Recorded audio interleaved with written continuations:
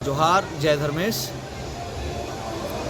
गुरु मैं इंदौर से आया हूँ और मुझे जानना था कि यहाँ की ऐतिहासिक चीज़ें क्या है, मेला क्यों लगाया जाता है यहाँ पे और क्या क्या यहाँ की चीज़ें एक्टिविटीज़ वगैरह है, उसके बारे में मुझे जानना था। ये मेला नहीं है जी जी। ये उरांव जनजातियों का जतरा।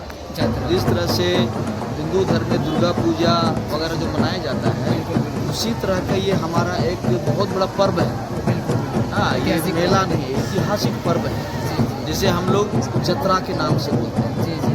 जतरा का मतलब ये होता है पवित्र।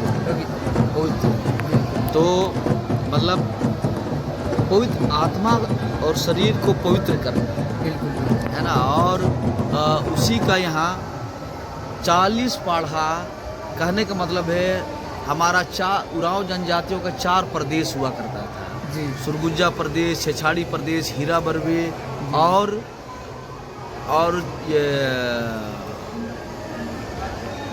खुखरा परगना, हीरा बरवे, छेछाड़ी प्रदेश और सुरगुजा प्रदेश। जी। ये 4 प्रदेश हम लोगों का यहाँ होता था, जहाँ पर उरांव लोग होते थे, आज भी हैं। बिल्कुल है। और उसके अंदर में यहाँ जो छोटा नागपुर है, इस छोटा नागपुर के अंदर में 40 पाढ़ा का हम लोग जतरा लगाते हैं। और इस जतरा में नेपाल से, अंडमान निकोबार से और असम से, अरुणाचल प्रदेश से, नागालैंड से, माने भारत देश के विभिन्न कोनों से लोग यहाँ पर आते हैं। नेपाल के भी कुछ लोग आए, नेपाल के भी, भूटान के भी, बांग्लादेश से भी लोग आते हैं। तो ये हमारा यहाँ जो आदिवासियों का जो भी देवी देवता है जिनकी हम पूजा आराधना करते हैं, ग्राम देवी देवताओं का, उनका यह महासंगम है। बिल्कुल। कहीं ना कहीं कहा जाता है प्राचीन काल से भी चली आ रही है। जी एकदम। ये जो हम सिंधु घाटी सभ्यता, जो मोहनजोदड़ो, हड़प्पा, उस समय से हमारा जतरा जो पाढ़ा पारंपरिक स्वशासन व्यवस्था का जो प्रचलन जो है, उसी समय से अभी तक चला आ रहा है। उसी का ये स्वरूप है। ये हम आदिवासियों का पाढ़ा पारंपरिक स्वशासन व्यवस्था जो बोलते हैं, उसका यह प्रमुख केंद्र है, जिसे सुप्रीम कोर्ट के रूप में भी इसको जाना जाता है। बिल्कुल बिल्कुल। तो यहाँ देवी देवताओं का मिलन स्थल है, उरांव मुन्नाओं का मिलन स्थल है, आदिवासी मूलवासियों का मिलन स्थल है। और इस जगह से शादी विवाह का भी कार्य का शुभारंभ किया जाता है। माने लड़के लड़कियों का देखना, एक दूसरे को पसंद करना। और यहाँ से जो माँ बाप होते हैं, जो जतरा में आने के बाद में यहाँ हम लोग भैयाद, मतलब भैयाद कहने को मतलब मित्र, संगी का मतलब भी होता है मित्र। तो जिस गांव में मेहमान जाएंगे और वहाँ मेहमान के रूप में जाने के बाद लड़कियाँ लड़के को पसंद करते हैं और माँ बाप भी पसंद करते हैं, वहीं से फिर बात बनती है और शादी विवाह का। ये तो हुआ गुरुजी, लेकिन कहीं ना कहीं कहा जाता है धनकटनी समय से भी शुरू होता है ये मेला। हमारा धनकटनी का भी पर्व है, क्योंकि अभी धान कटने लगे हैं और इसको नवाखानी के रूप में भी हम लोग इस पर्व को मनाते हैं।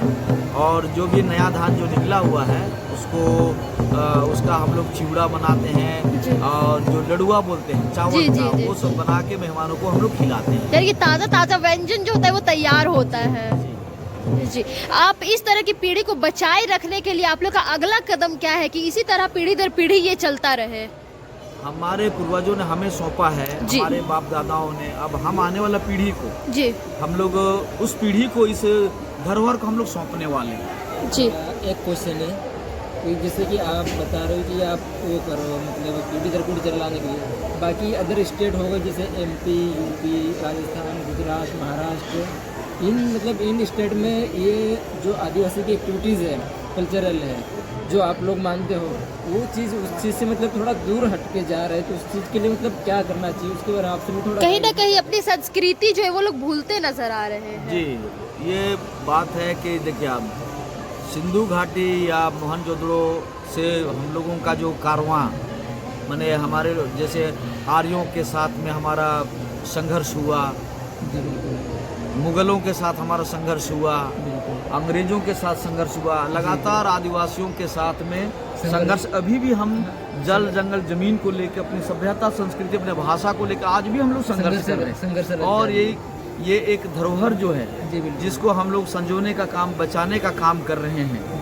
और आपने कहा कि जो लुप्त हो रहा है या जी, जी। जो लोग इसको भूलते जा रहे हैं उसके लिए क्या करें। जी। इसके लिए हम लोग राजी पाढ़ा सरना प्रार्थना सभा हमारा संगठन का नाम है, जो आप बैनर देख रहे हैं। जी जी बिल्कुल बिल्कुल। और इस जगह से हम लोग पूरे देश में ही नहीं, कई दूसरे देश में भी हम लोग ये अभियान चलाएं सरना धर्म को लेकर। बिल्कुल बिल्कुल। सरना धर्म एक संस्कृति है, जी जी। है ना, जो हमारा जीवन पद्धति है, जीवन पद्धति। जो सरना हमारा माने अलौकिक शक्ति, जी। जिसको हम ईश्वर कहते हैं, भगवान कहते हैं, बिल्कुल। उसी का नाम। जैसे हिंदू धर्म में राम भगवान हुए, कृष्ण भगवान हुए, उसी तरह हम आदिवासियों का सरना जो हमारा भगवान है, हमारी माँ है, जी, जी। जो अलौकिक शक्ति है, जिसे हम अपनी आंखों से नहीं देख सकते, मन की आंखों से, जी। मन से हम उसे महसूस करते हैं, वही हमारा सरना है। जी। और उसको जी गुरुजी कहीं ना कहीं आप सरना इसकी बात कर रहे हैं, तो वही कहीं ना कहीं आप लोग सरना धर्म कोड की भी मांग लगातार कर रहे हैं, पर अब तक आप लोगों की मांग इस पे पूरी नहीं हुई है। काफी उग्र भी होते नजर आए जी, हैं आप हम लोग। लोग कई मने वर्षों से, जी ये भारत देश का आजादी से पहले से ही, जी क्योंकि जब प्रकृति का भी अपना धर्म है, जी जी जो भी जानवर हो, जीव जंतु, उनका भी अपना धर्म है। जी। कई लोग कहते हैं कि आदिवासियों का धर्म नहीं है। माने धर्म तो सभी लोगों का है। जैसे मैं कहता हूँ कि सूर्य का धर्म क्या है, उसका फर्ज क्या है। जी सूर्य का धर्म है प्रकाश जी देना, बिल्कुल बिल्कुल। वही उसका कर्म है, वही उसका धर्म है। पेड़ का उसका धर्म क्या है, उसका कर्म क्या है। तो पेड़ का धर्म क्या है, फल देना, फूल देना, छाया देना, वही उसका कर्म भी है। बिल्कुल बिल्कुल। तो कर्म और धर्म एक दूसरे का पूरक है। जी और बिल्कुल इसलिए जब प्रकृति अपने लक्ष्य पर चलती है, अपने केंद्र पर चलती है, अपने धुरी पर चलती है, तो आदिवासियों की भी अपनी धुरी है, अपना लक्ष्य, अपना, और हमारा भी अपना धर्म है। तो भाई अगर मानव तो मानव है, जी बिल्कुल बिल्कुल। हिंदू भी मानव है, ईसाई भी मानव है, सभी मानव है, कोई भी धर्म को मानने वाला। तो क्या हिंदू, मुस्लिम, सिख, ईसाई जो व्यक्ति, उसका धर्म हो सकता है, क्या आदिवासियों का धर्म नहीं है? जी बिल्कुल कई लोग बिल्कुल। जैसे आपका एक नेताम जी हैं, वो कहते हैं, और कई लोग कहते हैं जो आदिवासी से ही कहते हैं कि आदिवासियों का धर्म नहीं। इसलिए मैं कहता हूँ कि हिंदू धर्म मानने वाले भी तो मानव हैं, जी बिल्कुल बिल्कुल बिल्कुल। ईसाई धर्म मानने वाले भी मानव हैं, मुस्लिम धर्म में भी, कोई भी धर्म मानने वाला, बिल्कुल तो उनका अपना धर्म। तो क्या हमारा धर्म संस्कृति नहीं है? इसलिए हमारा धर्म का नाम है सरना, जी है ना, और वो अलौकिक शक्ति। तो सरना धर्म का, जिस तरह से राम का जन्म कब हुआ है, उसका मृत्यु कब हुआ है, आप और हम जानते हैं। उनके पिता कौन है, उनके माता कौन है राम का, जी बिल्कुल। हम उसे जानते हैं। जी कृष्ण का माता पिता कौन है, उसे भी हम जानते हैं। तो हमारा कहना है कि सरना धर्म की उत्पत्ति कब हुआ और इसकी मृत्यु कब होगा, हमारा माँ का, हमारा धर्म का, हम जिसे भगवान कहते हैं सरना माँ धर्मेश, उसका जन्म कब हुआ और उसका मृत्यु कब होगा, हम लोग उसको कहते हैं स्वयंभू है, जी वो शाश्वत है, वो अपरूपी है, वो भयभीत है। ये हमारा धर्म का प्रसाद जी। आज यहाँ पे बहुत ही बड़ा भव्य तरीके से मुड़मा जतरा जो लगा है, इसमें कितने वॉलंटियर्स मौजूद है, प्रशासनिक व्यवस्था क्या है, मुख्य अतिथि पर कौन मौजूद थे? इस जत्रा का संचालन के लिए लगभग 5000 लोग मेंबर होते हैं, इनके कार्यकर्ता होते हैं, और वो बड़ी ही ईमानदारी के साथ सुबह शाम 24 घंटा, अभी भी आप देखिए कार्यकर्ता लगे हुए जी हैं। ये 4 दिन 29 तारीख से लेकर आज 1 तारीख तक निरंतर, माने ये जत्रा में लोग, श्रद्धालु भक्त लोग आते हैं विभिन्न देश से, विभिन्न राज्यों से, और प्रशासन के पदाधिकारी भी लगभग 2000 की संख्या में होते हैं। तो इनका भी हमारा सबके साथ तालमेल है और अच्छी तरीके से हम लोग इसको निभा रहे हैं। प्रशासन व्यवस्था, प्रशासन हमेशा अलर्ट रहती है। जी जी कि मध्य प्रदेश, राजस्थान, गुजरात, महाराष्ट्र, उत्तर प्रदेश, इन सभी स्टेटों में बोला जाता है कि आदिवासियों को कोई धर्म नहीं है, वो सिर्फ हिंदू धर्म के अकॉर्डिंग, मतलब हिंदू धर्म का पालन करते हैं। उन लोगों का धर्म भी यही है, हिंदू धर्म ही है, ये बताते हैं लोग। तो इसके बारे में आप क्या अपने तरफ से बेहतर जानकारी क्या दे सकते हो आप?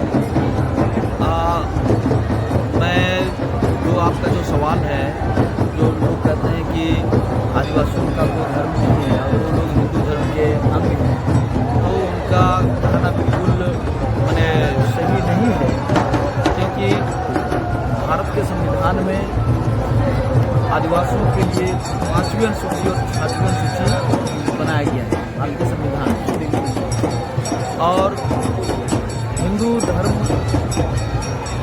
मैरिज एक्ट के द्वारा गाइड होता है।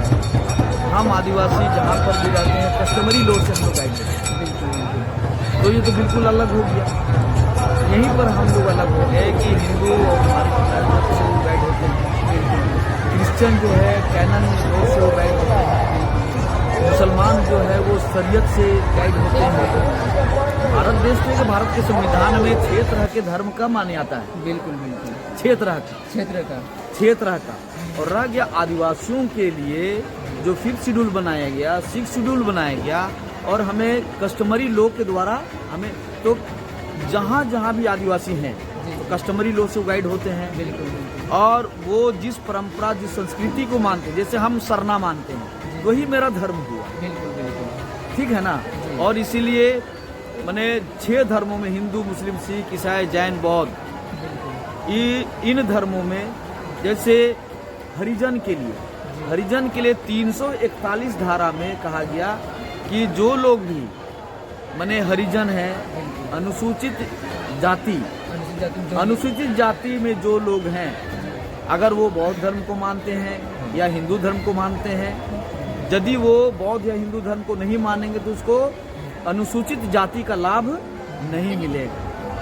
ये संविधान में है और इसलिए उनकी अपनी मजबूरी है। लेकिन आदिवासियों के साथ में जो ट्राइबल हैं, जो एसटी हैं, शेड्यूल ट्राइब, अनुसूचित जनजाति, इनके लिए कहा गया है कि वो कोई भी धर्म मान सकते हैं।